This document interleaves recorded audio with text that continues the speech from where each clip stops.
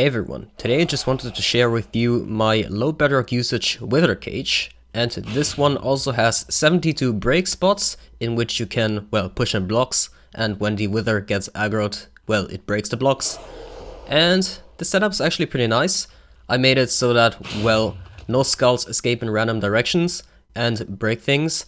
And although skulls technically do escape from this cage, the way the setup works is that whenever there is a skull going out from the bottom, it will not really break anything. So a little background first. So most wither cages are actually very bulky and use quite a lot of bedrock. Those are most wither cage designs, and I did not like that because, well, bedrock is a block that you normally cannot obtain. And because it is like that, I think it should be treated as such. And by that I mean that you shouldn't just go around spamming it, and you should really use it carefully. So this was one of the most popular designs. This was the JX67 design, and this one's quite simple. But starting later it would start to leak out skulls from the bottom, and that was problematic. Then people started making simple modifications, like increasing the amount of bedrock used on the sides here. So for example, making full sides like that. I believe Prudy Gaming has a video on that, might as well link that in the description. Yeah, so that's quite bulky already, and in fact I believe it was also built out here at the top, and that is a ton of bedrock. And you know how hard bedrock is to obtain, so yeah, that is definitely not something very easy to do. And even then that would still leak out skulls at the bottom, so people had to do things like this, where, well, you would have to shoot here, and that would mean losing even more break spots, and that was all problematic. And even though those have been quite reliable for a long time, I decided to take it upon myself to see what it actually is all about. So why use that much bedrock? Can you like not lower it? And well, then I can actually just leave this. Then I came up with this.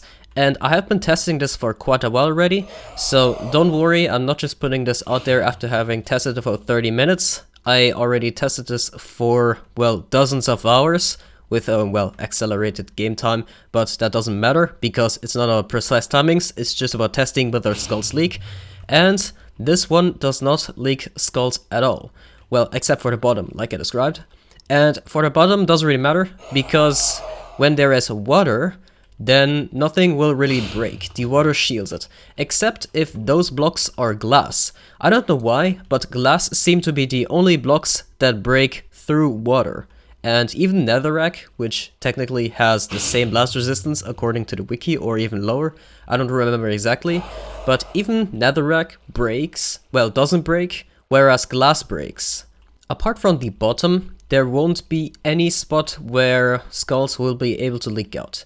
If you remove one of those corners, then a skull might shoot out from here, so that's definitely not it. And yeah, this is actually very low bedrock usage, so this uses a total of 30 bedrock, which I have in my inventory here, and you end up having a total of 72 break spots, which is an unprecedented high amount of break spots. Unfortunately, it's also very hard to make full usage of them, but it's very nice nonetheless. The main advantage, of course, being that you don't have to use a lot of bedrock, and that is what is going to matter. And I really believe that spamming bedrock is a bad practice. So first a little background on wither mechanics. So in Minecraft Bedrock Edition, the wither has a standard breaking area in which it will break blocks when it is being attacked. So in Bedrock Edition, we simply shoot it with a snowball. I heard that in Java Edition you push blocks into the tail of the wither to damage it, but here in Bedrock Edition we just simply use snowballs that we get from breaking snow generated by a snow golem. Either way, this breaking area of the wither is 4 times 6 times 4, so it goes 1 block below the wither and 2 blocks above it. And the wither itself is located in the northwest of the 4 center blocks of this breaking area. So if we take our little pumpkin, of course, which is our favorite tool for locating northwest, this is northwest, so the wither is in the northwest of those 4 center blocks.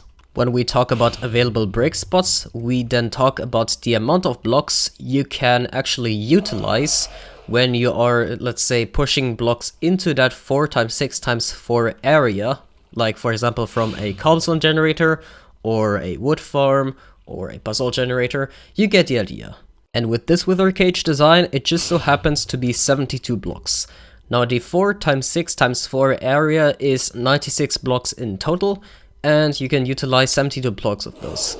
Technically it is 71 blocks, because you need this block to be open to aggro the wither. And, well, I did not count the blocks that are inside the wither's collision box, so that means the inside of the wither cage, because of course if we had blocks in there, then you would not be able to actually hit the wither with snowballs. So yeah, it is 71 break spots. I of course have mob griefing on right now, but if I turn mob griefing on and then shoot the wither with his snowball, as you can see, he deletes the blocks in that area specifically. I can do the same here, although actually I'm not sure if that would be a good idea. If we shoot him, then he breaks the blocks in that area.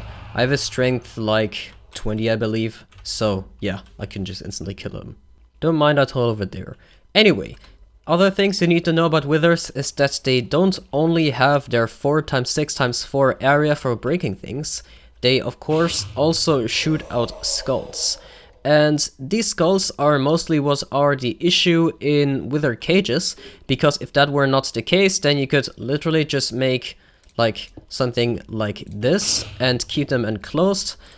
But that will of course not work, because the skulls will glitch out from the sides and whatnot. So we do actually need to have a minimum size for this cage, and this is what I found in my hours of research.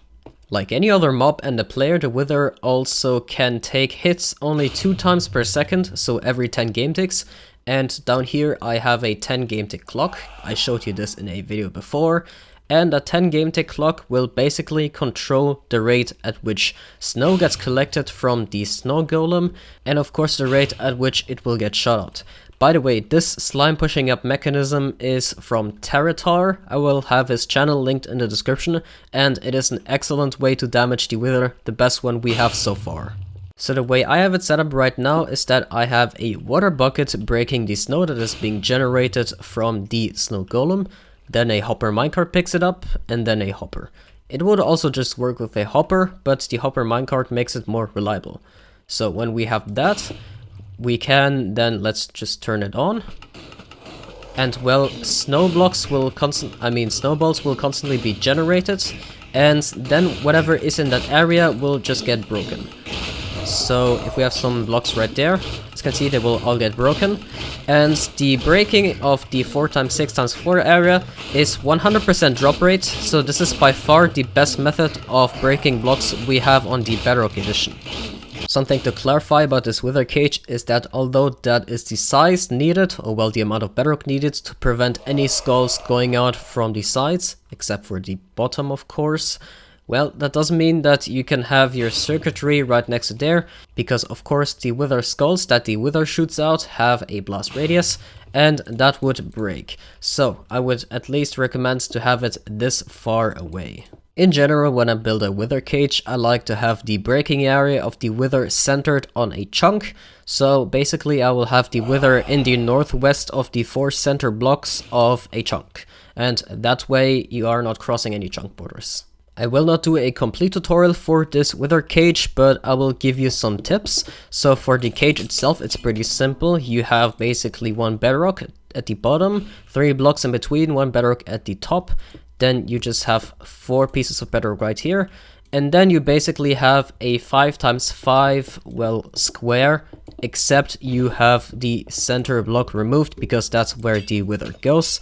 And to spawn in the wither, you get your pumpkin to look which cardinal direction it is. So that's the northwest. And on the west side, you want to get some blocks and get some skulls and some soul sand. Then you can make some little T formation like this. So 3 blocks, 1 block. Soul sand, remove that. And that will spawn the wither inside the wither cage. Now, because the spawn blast of the wither is pretty big, if you spawn this in this setup, before you build it up, it will blow up some blocks, but that is not really big of an issue. Let's just quickly turn mob griefing off so that I can show you what the water pattern looks like. So the water pattern is fairly easy. It is something that I first learned from Yodalf, and there's also Rufus Atticus who has a video on it. It is actually pretty simple, so you just have 2 blocks right here, then you put your water here, and you put some more water here. And you have a perfectly flat water platform that also perfectly well transports all entities to this end location. So that's pretty much it. If you are interested in the specific circuit I built up, I will have a world download with it in the description. It is nothing too complicated, but nonetheless I will leave you a world download because I don't want to rebuild it right now. And well, there are also some links in the description. And well, that's pretty much it. I hope you found this useful, and I will see you around. Bye!